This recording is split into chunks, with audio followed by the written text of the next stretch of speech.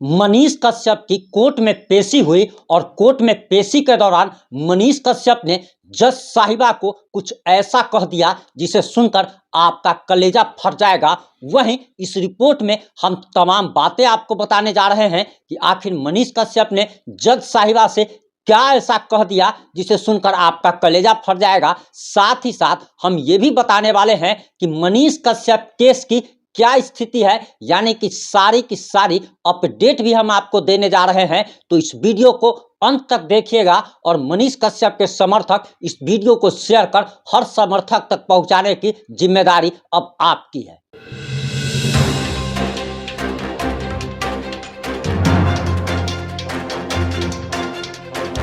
नमस्कार, मैं प्रिंस कुमार सिंह और आप देख रहे हैं पॉजिटिव इंडिया। अगर अभी तक आपने चैनल को सब्सक्राइब नहीं किया है तो खबरों से अपडेट रहने के लिए कृपया चैनल को सब्सक्राइब कर लीजिए और जो लोग ऑलरेडी कर चुके हैं उन तमाम लोग को सहृदय धन्यवाद। अब वापस आते हैं अपनी खबर पर। दरअसल आपको बताते चले कि भारी सुरक्षा व्यवस्था के साथ मनीष कश्यप की कोर्ट में पेशी हुई और कोर्ट में पेशी के दौरान मनीष कश्यप ने जज साहिबा से कुछ ऐसा कह दिया जिसे सुनकर आपकी भी आंखें भर जाएंगी। आपको बताते चले कि मनीष कश्यप को भारी सुरक्षा व्यवस्था के बीच कोर्ट में पेश किया गया, यानी कि परिंदा भी पर नहीं मार सकता था। मनीष कश्यप के चाहने वाले हो, मनीष कश्यप के भाई समान दोस्त हो या फिर उनके भाई करण कश्यप हो, इनको भी मनीष कश्यप तक पहुंचना काफी मुश्किल रहा और मनीष कश्यप को दूर से ही लोग देख पाए। यानी कि आप ये कह सकते हैं कि मनीष कश्यप ने जो तेजस्वी यादव के ऊपर यानी कि चारा चोर का बेटा कह दिया था, जिसके बाद मनीष कश्यप की सुरक्षा व्यवस्था बढ़ा दी गई थी।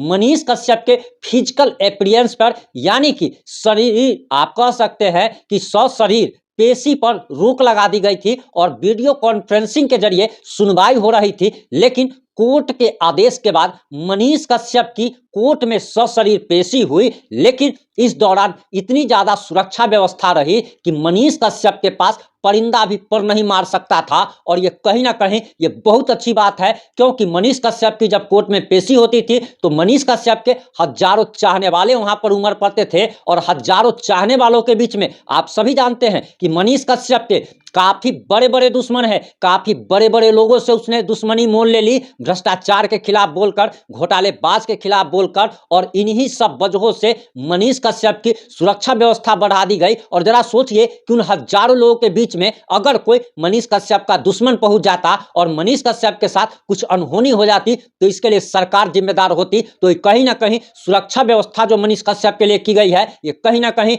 मनीष कश्यप के लिए और उनके समर्थकों के लिए काफी अच्छी बात है। वहीं अब आपको हम बता रहे हैं कि मनीष कश्यप की जब कोर्ट में पेशी हुई, इस दौरान मनीष कश्यप काफी भावुक हो गए, काफी आक्रोश में दिखे और जज साहिबा के सामने में उन्होंने अपना पूरा भड़ास निकाल के रख दिया। जज साहिबा से मनीष कश्यप ने सवाल किया कि निर्दोष होते हुए भी लगभग 9 महीने से वो जेल के कालकोठरी में बंद है। मनीष कश्यप ने जज साहिबा से कहा कि उनके पिता पर, उनके परिवार पर काफी सारे लोग अपशब्द बोलते हैं, आक्षेप लगाते हैं, गलत भाषा का प्रयोग करते हैं, गाली तक दी जाती है, देशद्रोही कहा जाता है। और उनके पिता जो कि फौज में हैं, उन्हें भी सोशल मीडिया पर कुछ कुत्ते बिलाई टाइप के लोग आकर के गाली देते हैं। और आखिर उन लोगों पर कार्रवाई क्यों नहीं होती, ये मनीष कश्यप ने भरे कोर्ट परिसर में जज साहिबा से सवाल किया। और जब मनीष कश्यप अपनी भड़ास निकाल रहे थे तब जज साहिबा चुपचाप मनीष कश्यप की सारी बातें सुन रही थी। और ये सबसे अच्छी बात है कि जज साहिबा ने कम से कम मनीष कश्यप को अपनी भड़ास निकालने का मौका दिया, अपनी बात रखने का मौका दिया। और सबसे बड़ी बात तो यह है कि मनीष कश्यप के जेल जाने के बाद, एनएसए लगने के बाद मनीष कश्यप को राष्ट्रद्रोही, देशद्रोही तक घोषित कर दिया गया था। और उसी मनीष कश्यप को, जिसके दादा स्वतंत्रता सेनानी थे, पिता फौज में थे, वहीं आपको बताते चले कि मनीष कश्यप के पेशी के दौरान उनका बेल रिजेक्ट कर दिया गया और निचली अदालत ने मनीष कश्यप को बेल देने से साफ साफ मना कर दिया। साथ ही साथ इस रिपोर्ट में हम तमाम हकीकत बात आपको बताने जा रहे हैं कि मनीष कश्यप की आखिर रिहाई कब तक होगी। वो तमाम सच्ची बातें हम आपसे शेयर करने वाले हैं, जो कि कोई भी चैनल कैमरे के सामने आकर बोलने से डरता है। और उसका कारण भी बताएंगे कि आखिर लोग सच्चाई क्यों नहीं बोल पाते। आपको बताते चले कि मनीष कश्यप पर से एनएसए हट चुका है। मनीष कश्यप के ऊपर कुल 2 मामले अभी बचे हुए हैं। एक मामला पहले ही सिविल कोर्ट ने रिजेक्ट कर दिया था, वो मामला पटना हाई कोर्ट पहुंचा है। वहीं अब दूसरा जो केस है उसे भी पटना के सिविल कोर्ट ने रिजेक्ट कर दिया, यानी कि अब ये मामला भी हाई कोर्ट पहुंचेगा। और हाई कोर्ट की आखिर स्थिति क्या है, यानी कि हम आपको ये बता रहे हैं कि मनीष कश्यप की रिहाई कहां पर अटकी हुई है और कब तक रिहाई होगी। आपको बताते चले कि कभी भी जब पटना हाई कोर्ट में नंबर लगाया जाता है तो नंबर आने में ही कभी कभी तो 1-1 साल तक का समय लग जाता है, और 3 से 6 महीना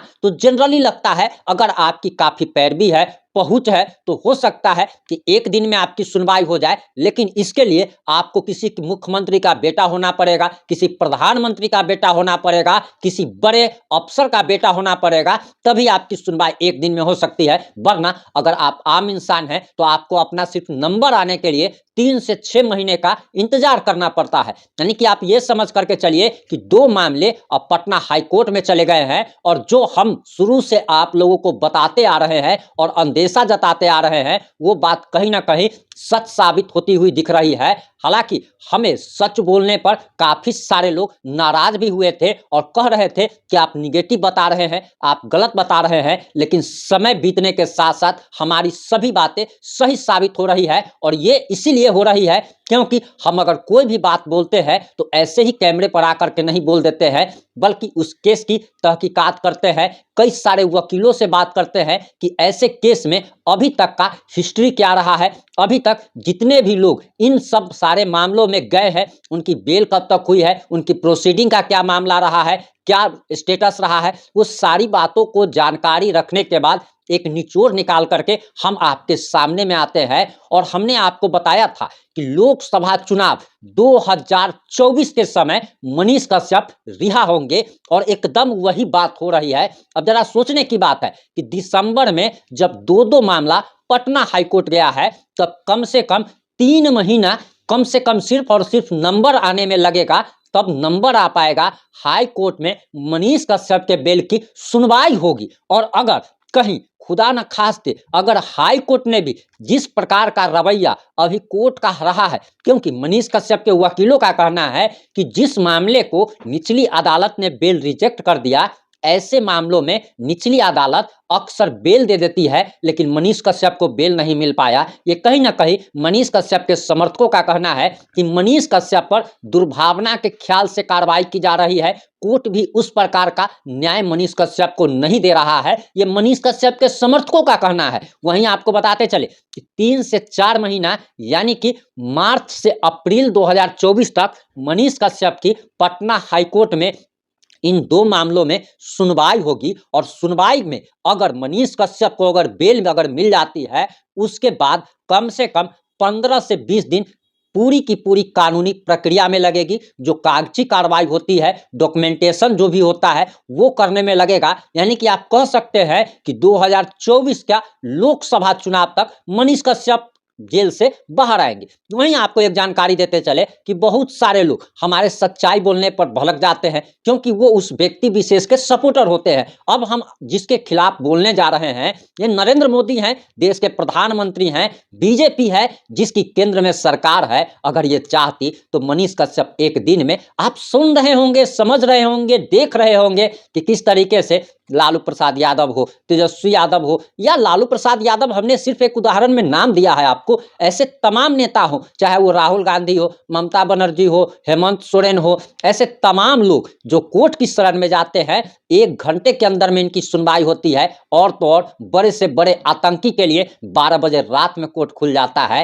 लेकिन जरा देखिए, ये विडंबना है, देश का दुर्भाग्य है कि देश के एक आम आदमी को, गरीब आदमी को न्याय पाने के लिए 9 महीना, 10 महीना, 1 साल, 5 साल, 10-10 साल जेल में रहना पड़ता है। मनीष कश्यप अब इंसान नहीं रहा। और हम क्यों ये बात कह रहे हैं, उस बात को भी जरा समझने की जरूरत है। मनीष कश्यप एक कंटेंट बन गया है सारे यूट्यूबरों के लिए, न्यूज चैनल वालों के लिए। वहीं अब राजनेताओं के लिए, राजनीतिक पार्टियों के लिए मनीष कश्यप एक मुद्दा बन गया है। मनीष कश्यप वोट बैंक बन चुका है। और वोट बैंक को कभी भी जब भजाया जाता है तो चुनाव के वक्त भजाया जाता है, और सारी राजनीतिक पार्टियां वही खेल खेल रही है। आप अगर ये समझ रहे होंगे कि सिर्फ और सिर्फ तेजस्वी यादव, लालू यादव या एम.के. स्टालिन मनीष कश्यप के दुश्मन है, तो आप गलत है। मनीष कश्यप के सबसे बड़े दुश्मन इस देश के प्रधानमंत्री हैं और इस दुनिया की सबसे बड़ी पार्टी बीजेपी है, जो कि मनीष कश्यप को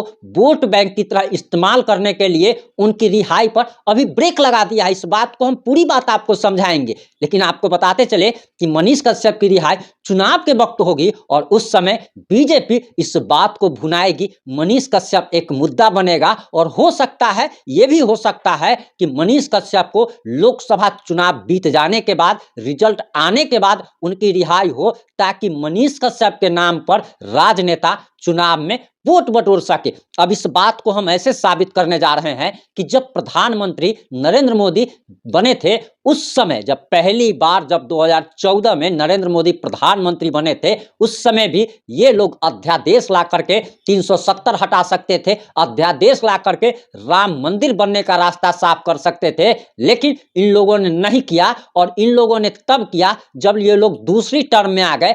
अभी एनआरसी हो, सीएए हो या बहुत सारे ऐसे मुद्दे हैं जो कि इन लोगों ने पेंडिंग में रख दिया है, ताकि ये लोग 2024 का लोकसभा चुनाव जीत के आ सके, उसके बाद ये लोग करेंगे। तो हर एक चीज का ये लोग कैसे राजनेता, देखिए राजनेता जो है या कोई भी पार्टी अपने स्वार्थ को लेकर, अपनी कुर्सी को लेकर कोई भी फैसला लेती है। आपने देखा ही होगा कि किस तरीके से बीजेपी में ही एल.के. आडवाणी हो, मुरली मनोहर जोशी हो या ऐसे तमाम नेता साइडलाइन लगा दिए गए, जो कि नरेंद्र मोदी जी को पसंद नहीं करते थे या नरेंद्र मोदी जी को प्रधानमंत्री के राह में रोड़ा बन सकते थे। और प्रधानमंत्री ने जो किया है, तो कोई भी राजनेता करता है, ये सिर्फ नरेंद्र मोदी की बात नहीं है। हर एक राजनेता अपने स्वार्थ, अपने कुर्सी, अपने पावर को देखकर निर्णय लेता है और उसी प्रकार का निर्णय मनीष कश्यप के मामले में भी हो रहा है। और मनीष कश्यप को एक मुद्दा बना दिया गया, मनीष कश्यप को वोट बैंक का जरिया बना दिया गया, क्योंकि मनीष कश्यप के साथ करोड़ों लोग जुड़े हुए हैं, करोड़ों लोगों का प्यार जुड़ा हुआ है, करोड़ों लोगों का इमोशन जुड़ा हुआ है। और इस कारण ही मनीष कश्यप 2024 लोकसभा चुनाव का मुद्दा बनेगा, वोट बैंक की तरह इस्तेमाल किया जाएगा और उस समय उनकी रिहाई होगी। इस मुद्दे पर आपकी क्या राय है? आप अपनी प्रतिक्रिया जरूर दीजिएगा। वहीं हम अपने दर्शकों से जानना चाहते हैं कि एक और ही बहुत बड़ा चीज का हम खुलासा करने वाले हैं, लेकिन अगर आप लोग सच्चाई सुनना पसंद करेंगे तभी वो खुलासा हम आगे की रिपोर्ट में करेंगे, वरना नहीं करेंगे। क्योंकि सबसे बड़ी दिक्कत की बात तो ये है कि अगर आप सच्चाई अगर बता देते हैं, खुलासा अगर कर देते हैं, तो कमेंट में हमारे सात खानदान को, माँ बहन दादी नानी की गंदी गंदी गाली देने वालों की लाइन लग जाती है। और ये वही लोग होते हैं जो कि पॉजिटिव इंडिया को कभी अच्छा कहा करते थे, लेकिन ये लोग गाली इसलिए देने लगते हैं क्योंकि इनके चाहने वालों का खुलासा हो जाता है। तो ऐसे ऐसे लोग हैं जिनका दो दो चेहरा है, कि एक चेहरा से आप वाकिफ हैं